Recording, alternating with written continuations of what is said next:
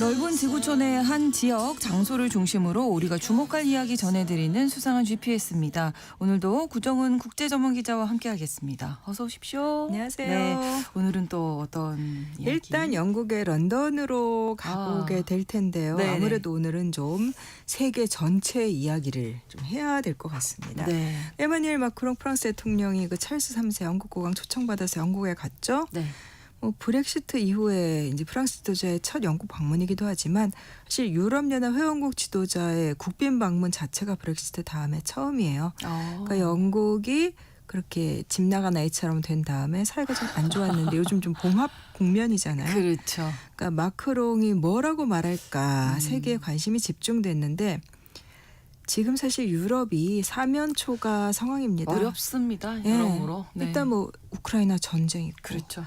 그러니까 미국의 도널드 트럼프 행정부 또 유럽에 압박하고 또 방위비 내라 관세 매기겠다 하고 있고 중국하고도 이렇게 좀 뭔가 가치관도 안 맞고 이것저것 삐그덕거리고 있는데 네. 그러니까 이런 상황에서 그러니까 유럽이 안 되겠다 영국을 좀 안고 가야겠다. 그래서 유럽 나름의 뭔가 좀 홀로서기 이런 걸 해보려고 하는 것 같은데 네. 그런 예상했던 대로였습니다. 마크롱 대통령 발언 보면은 프랑스와 영국이 유럽을 구하겠다. 뭐 그 두 나라를 얘기했다기보다는 이 위험한 세계에서 민주주의와 법치 그다음에 국제 질서를 지켜내겠다. 이렇게 말을 했습니다. 그렇군요. 아무튼 뭐 브렉시트로 EU를 떠났었는데요. 영국이 유럽 쪽에 다시 협력 의사를 보낸 거죠. 지금 계속 그런 방향으로 가고 있는 것 같습니다. 네. 지난 5월 달에 그 키어스타머 영국 총리하고 그다음에 유럽연합의 폰데어 라이엔 집행위원장 등등이 런던에서 만나서 이제 영국과 유럽연합 관계를 재설정한다고 이제 말을 했습니다. 네. 그러니까 뭐 안보, 무역, 뭐 에너지, 뭐 어업 협정까지 전방 협력을 하기로 했는데 이번에 마크롱도 런던 가면서 역시 이번에 뭐 영프 차원이긴 하지만 아무튼 이민 문제, 국방 문제, 투자 문제, 우크라이나 문제 뭐 다 논의를 하면서 이제 손을 잡았고 네. 그래서 이제 마크롱이 그 영국을 좀 이렇게 다독이려고 가져간 선물이 또 화제가 됐더라고요. 네. 이게 1066년 노르만족의 잉글랜드 정복. 이때 이제 대륙 세력이 잉글랜드로 가면서 이 영국과 대륙이 이어졌다 이렇게도 의미를 부여를 하는데 그 전에는 잉글랜드의 이제 지금과는 좀 다른 그런 이제 민족들 나중에 이제 뭐 아일랜드나 웨일스나 뭐 이런 스코틀랜드 이런 사람들이 살고 있었고 네. 이제 대륙 세력이 간. 근데 그거를 이 그림은 아니고 이렇게 수놓은 것처럼 한 그 베이오 테피스트리한 작품이 있는데 이게 길이가 70m나 되는 초대형 작품이에요. 근데 이거를 선물로 가져가서 그러니까 영국하고 우리가 이렇게 오랜 인연이 있다. 우리는 연결돼 있었어. 그때 또 영국 언론들이 이거 900년 만에 이제 영국 박물관에 이제 내년부터 전시된다 막 이렇게 쓰고 그랬더라고요. 그렇군요. 마크롱 대통령이 이중 위협이 네, 있다 이중 이렇게 위협. 강조를 한 예, 거죠. 이거 뭐 바로 감이 오실 거예요. 예. 미국과 중국의 중국. 이중 위협. 네. 그러니까 유럽이 미국과 중국에 대한 이중 의존을 줄여야 한다. 뭐 한쪽 중국이겠죠. 그렇죠. 공정한 무역을 안 한다. 뭐냐면 정부 보조금이라든가 이런 거. 그러면서 가치 사슬을 불안정하게 만들고 있다. 그러니까 다른 쪽 이제 미국이죠. 무역 전쟁을 벌이면서 우리가 사랑해온 무역 질서를 더 이상 따르지 않겠다고 한다.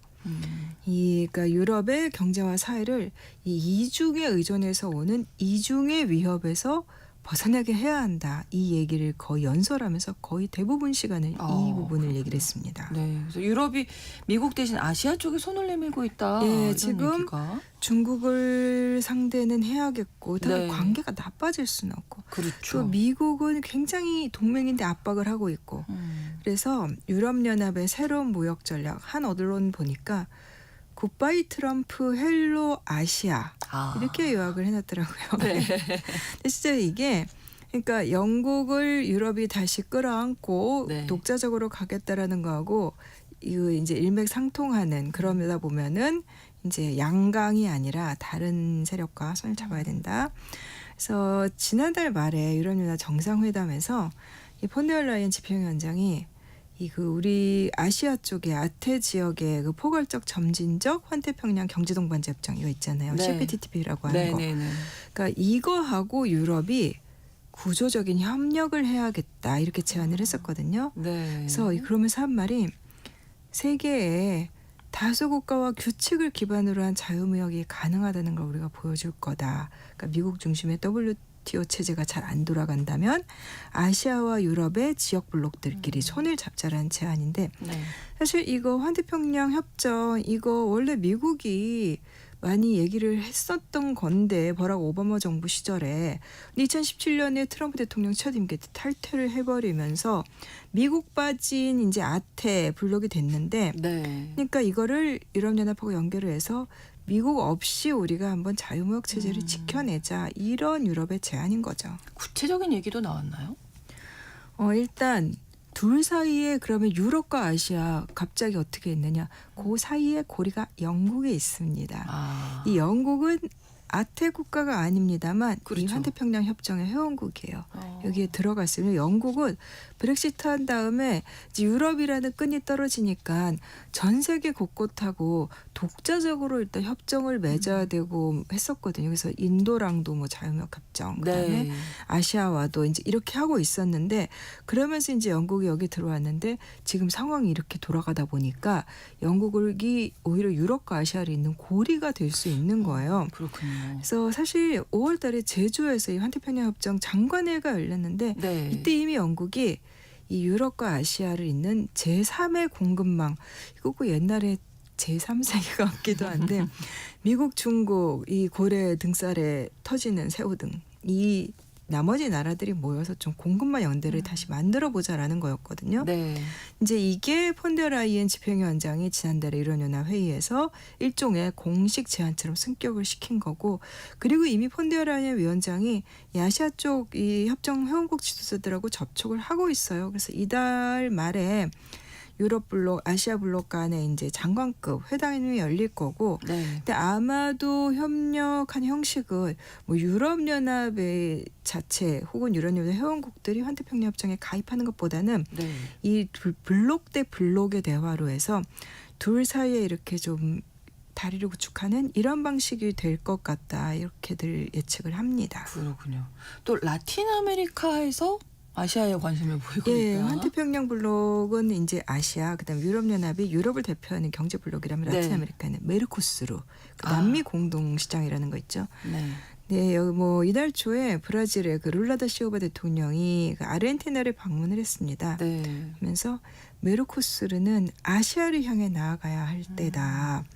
일본, 중국, 한국, 인도, 베트남, 인도네시아와의 더 깊은 관계에서 얻을 수 있는 잠재적인 혜택이 있다. 이렇게 강조를 했습니다. 네. 근데 룰라 대통령, 브라질의 룰라 대통령, 아르헨티나 밀레이 대통령이 잘 안 맞잖아요. 일단 안 맞죠. 예. 이번에도 매우 안 맞았습니다. 함께할 수가 없을 텐데요. 예, 근데 사실 그 2023년 말에 하비에르 밀레이 아르헨티나 이제 취임한 다음에 네.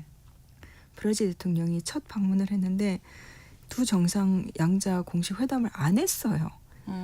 굉장히 이상하죠. 예. 근데 이제 밀레이 같은 대통령 같은 경우는 이번에도 보면 이제 룰라가 하는 말에 다 어깃장 놓는 것 같았어요. 네. 우리는 갈 길이 급하다. 홀로든 단독이든 우리는 자유로운 길을 가겠다. 한마디로 우리는 일단 미국하고 우리만 혼자서라도 자유무역 협정 맺고 보겠다. 라는 뉘앙스였고 네. 근데 또 트럼프의 열렬한 지지자잖아요. 그렇죠. 근데 이제 이번에 아르헨티나가 이제 이렇게 나오는 게 뭐 밀레이 개인의 성격 탓도 있겠지만 사실 아르헨티나는 브라질을 이렇게 경쟁자로 생각하고 좀 불신해온 이제 오랜 정서가 있었고 네. 룰라가 지금 메르코스루 의장입니다. 순회 의장인데 네. 그러니까 밀레이에게서 룰라로 이번에 넘어온 거예요. 룰라가. 밀레이 말도 안 되는 소리를 하고 있다. 터무니없는 얘기다 일축을 했고 외부 파트너와의 이제 블록 간 무역을 강화하겠다. 앞서 말씀드린 유럽, 아시아, 남미 이제 블록 간 대화 이런 거를 룰라도 이제 일종의 그런 쪽으로 그러니까 흐름을 잡고 있는 것 같습니다. 네. 그럼 다른 국가들 메르코스루에 속한 다른 나라들은 어떤 입장인가요? 그러니까 밀레이는 혼자 좀 떨어져 있는 거고 다른 나라들도 룰라의 비슷해요. 생각과 비슷할 것 같아요. 그러니까 룰라 개인의 생각이 아니라 메르코스루 내에서 논의가 된 것들을 아마 룰라가 더 지도력을 가지고 얘기하는 걸로 해석을 해야 될 텐데 네, 네. 그러니까 작년 말에 유럽연합하고 메르코스르가 그 자유무역 지대 설립에 합의를 했어요. 네. 그래서 유럽연합 회원국들이 이제 비준을 해야 되는데 이게 사실은 계속 프랑스 농민들이 반대를 해서 이게 25년 동안 협상을 해왔던 건데 이제 비준이 아직 안 되고 있는 거거든요. 그러다 보니까 메르코스르는 유럽하고도 다방면으로 지금 이제 그 협력을 하기 위해서 유럽 자유무역협회라는 게 있는데 이게 뭐냐면 유럽연합에 가입하지 않은 유럽국 모임이에요. 노르웨이, 스위스 이런 나라들. 이 나라 네 나라들하고 이미 메르코스르하고는 그러니까 올 이달 초에 자유무역 협정을 맺었습니다. 그다음에 또 뭐 중동의 아랍에미리트라든가 캐나다하고도 메르코스르가 무역 협정을 논의를 하고 있고 네. 또 이 메르코스르 본부가 있는 곳이 우루과이인데 우루과이 대통령 얼마 전에는 이제는 한국과 캐나다 같은 주요 파트너하고 협상을 재개할 때다. 근데 사실 우루과이가 우리는 큰 관심이 없을지 모르지만 우리랑 이렇게 좀 교류가 적지 않은 그렇군요. 그래서 남미에서는 그래도 우리와 정상회교도 많았고 그랬던 나라거든요. 네. 그러니까 우리도 참 이제 그러니까 이 나라들도 사실은 아시아의 중심축 중에 하나로 우리나라도 많이 생각을 하고 있더라고요. 그러네요. 유럽도 그렇고 라틴 아메리카도 그렇고 어쨌든 전체적인 기조가 이제 미국과 중국에 의존해서 좀 벗어나야 되겠다. 네. 이런 움직임을 보이고 있는데 이걸 중국이 모를 리가 없잖아요. 그러니까 시진핑 주석이 이제 최근에 유럽 지도자 만난 게 4월 달에 이제 페드로 산체스 스페인 총리가 베이징을 갔어요. 네. 근데 그때 시 주석이 뭐 중국과 유럽이 그 일방적인 강압 회의에 함께 반대해야 한다. 한마디로 미국이 압박하니까 중국과 유럽이 협력해야 한다가 이제 중국의 입장인 거죠. 어떻게 보면 그런 측면도 필요하기는 하죠. 그렇죠. 근데 이제 자유무역이라든가 그러니까 이런 거 면에서 이제 유럽 국가들은 아니 그렇지만 기존의 자유무역 질서를 지켜오던 나라들끼리의 연대 쪽에 이제 초점 맞추고 있는 건데 사실 유럽하고 중국이 그렇게 긴밀해지기가 뭐 당연한 거지만 쉽지는 않죠. 그래서 사실 그 올해가 유럽연합과 중국 수교 50년이래요. 그래서 이달 중으로 이제 베이징에서 양측 간 정상회담이 열릴 예정인데 네. 분위기가 아주 좋을 것 같지는 않아요. 그러니까 이제 사실 유럽은 지금 갈 길이 멉니다. 그러니까 미국은 관세를 이제 칼처럼 휘두르고 있고 네. 미국하고 무역 협정 맺어야 되고 또 이제 베이징은 그런데 러시아 계속 우크라이나 전쟁에서 지원하고 있지. 뭐 각종 보조금의 덤핑으로 사실 유럽 입장에서는 시장을 교란시키고 있지. 네. 그거 하지 말라고 중국 얘기를 해야 되는데 과연 누가 들어줄지 쉽지가 않죠. 그러니까요. 그래서 그 미국 뉴욕타임스 표현을 보니까 유럽이 시진핑과 트럼프 사이에서 지정학적인 덫에 빠졌다. 그런데 유럽에는 중국을 상대로 이렇게 내놓을 만한 카드가 없다. 이렇게 표현을 했습니다. 그렇군요. 그 왕이 중국 외교부장이 얼마 전에 유럽에 갔었는데요. 그때 분위기는 어땠습니까? 네, 지난 2일에 왕이 부장이 브뤼셀 갔는데 네. 뭐 유럽은 늘 하던 대로 중국이 불공정한 행위를 한다. 중국은 유럽연합이 중국 전기차 수입 뭐 이런 거 제한하는 건 이게 불공정한 대우다. 네.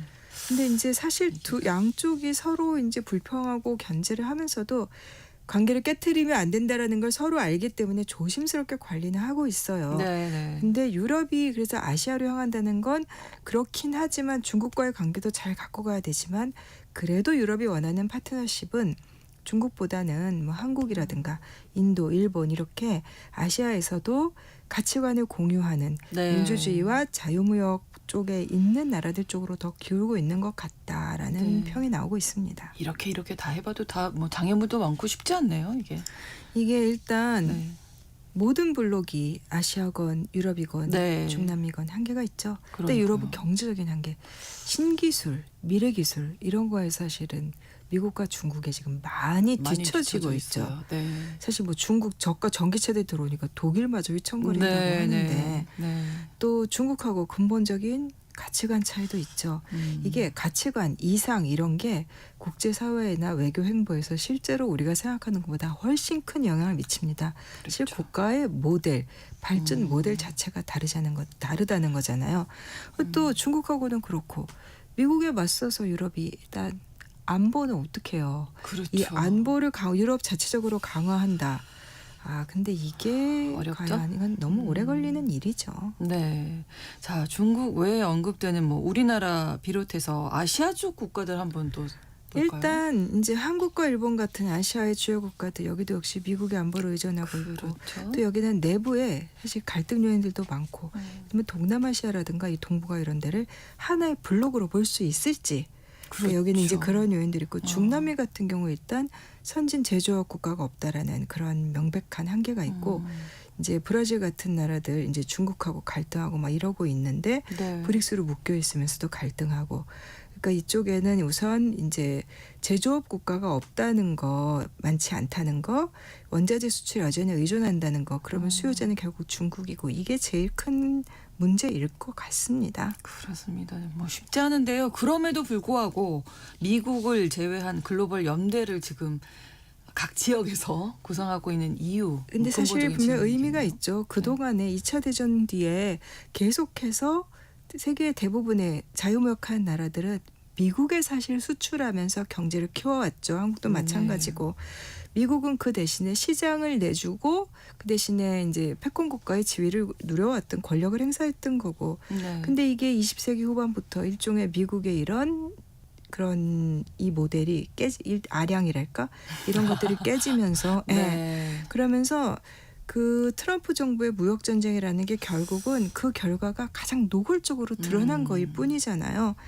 근데 이제 나머지 국가들의 연대라 그러나 미국 밴 자유무역 연대 이게 지금 뭐 성공적이든 아니든 간에 어쨌든 지금은 거대한 흐름이 되어 가고 있어요. 네. 그건 분명해 보이고 그렇다면 이제 그동안에 미국이 강요했던 무역 규칙이나 규범 같은 게 되게 좀 막무가내이고 자기네 위주이고 폭력적인 경우도 많았는데 네. 그럼 다른 국가들이 이제 새롭게 지키면서도 다듬을 룰이 그전보다는 훨씬 더 여러 나라의 공정한 룰을 만들어가는 거 예. 다른 나라들끼리 좀 자유무역을 지키겠다고 그렇죠. 하면 그런 것들을 공정하게 해야지만 또 새로운 규범과 룰에도 또 힘이 실릴 것 같다는 생각도 들고 의미는 있을 것 같습니다. 그렇군요. 오늘 수상한 GPS 미국에 의존해왔던 유럽이 홀로서기에 나설 수 있을지 이야기 나눠봤습니다. 구정은 국제전문기자와 함께했습니다. 고맙습니다. 감사합니다. 김성원의 오늘 세계는 다음 주에 다시 뵙겠습니다. 고맙습니다.